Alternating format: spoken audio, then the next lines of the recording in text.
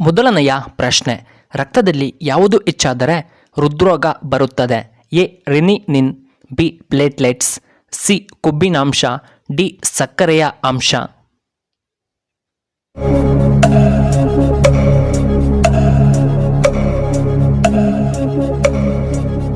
ಇದಕ್ಕೆ ಸರಿಯಾದ ಉತ್ತರ ಆಪ್ಷನ್ ಎ ರೆನಿನಿನ್. ಎರಡನೆಯ ಪ್ರಶ್ನೆ, ಭಾರತದಲ್ಲಿ ಪ್ರಸ್ತುತ ಎಷ್ಟು ಹೈಕೋರ್ಟ್ಗಳಿವೆ? A 25, B 26, C 20, D 28.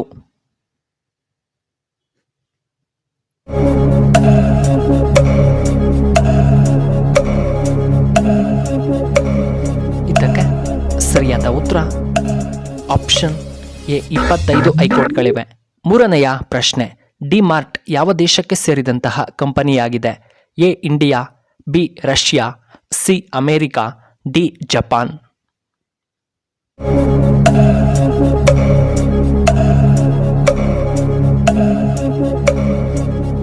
ಇದಕ್ಕೆ ಸರಿಯಾದ ಉತ್ತರ ಆಪ್ಷನ್ ಎ ಇಂಡಿಯಾ. ನಾಲ್ಕನೆಯ ಪ್ರಶ್ನೆ, ಮೂಳೆಗಳು ಗಟ್ಟಿಯಾಗಲು ಯಾವ ಹಣ್ಣು ತುಂಬ ಉತ್ತಮವಾಗಿದೆ? ಎ ಆಪಲ್, ಬಿ ಕಿವಿ ಹಣ್ಣು, ಸಿ ಬಾಳೆಹಣ್ಣು, ಡಿ ಆರೆಂಜ್.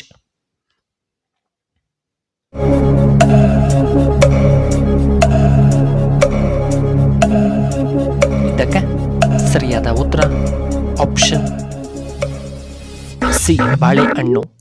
ಐದನೆಯ ಪ್ರಶ್ನೆ, ಕಿಡ್ನಿ ಸ್ಟೋನ್ ಇರುವವರು ಯಾವ ತರಕಾರಿಯನ್ನು ತಿನ್ನಬಾರದು? ಎ ಮುಲ್ಲಂಗಿ, ಬಿ ಬದನೆಕಾಯಿ, ಸಿ ಟೊಮ್ಯಾಟೊ, ಡಿ ನುಗ್ಗೆಕಾಯಿ.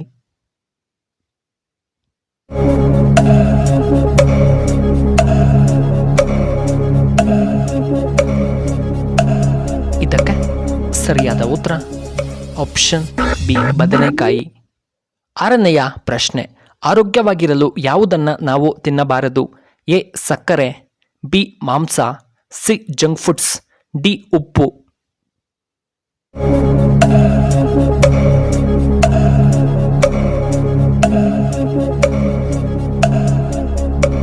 ಇದಕ್ಕೆ ಸರಿಯಾದ ಉತ್ತರ ಆಪ್ಷನ್ ಎ ಮತ್ತು ಆಪ್ಷನ್ ಸಿ.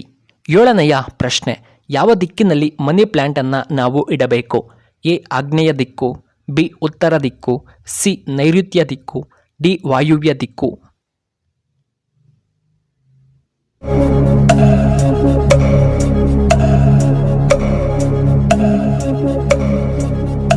ಇದಕ್ಕೆ ಸರಿಯಾದ ಉತ್ತರ ಆಪ್ಷನ್ ಎ ಆಗ್ನೇಯ ದಿಕ್ಕು. ಎಂಟನೆಯ ಪ್ರಶ್ನೆ, ಹೆಚ್ಚಾಗಿ ಕಾಫಿ ಟೀ ಕುಡಿಯುವುದರಿಂದ ಯಾವ ಕಾಯಿಲೆ ಬರಬಹುದು? ಎ ಶುಗರ್, ಬಿ ನಿದ್ರಾಹೀನತೆ, ಸಿ ಜೀರ್ಣ ಸಮಸ್ಯೆ, ಡಿ ಹೃದಯಾಘಾತಗಳು.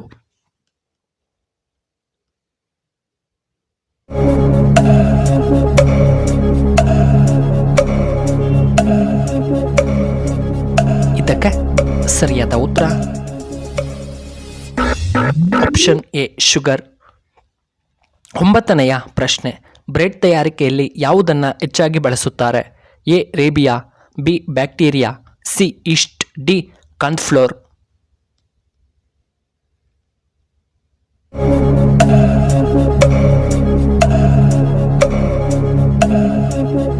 ಇದಕ್ಕೆ ಸರಿಯಾದ ಉತ್ತರ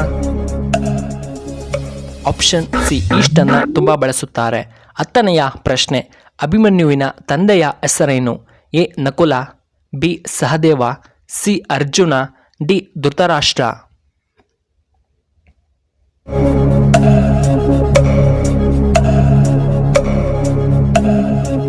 ಇದಕ್ಕೆ ಸರಿಯಾದ ಉತ್ತರ ಆಪ್ಷನ್ ಸಿ ಅರ್ಜುನ.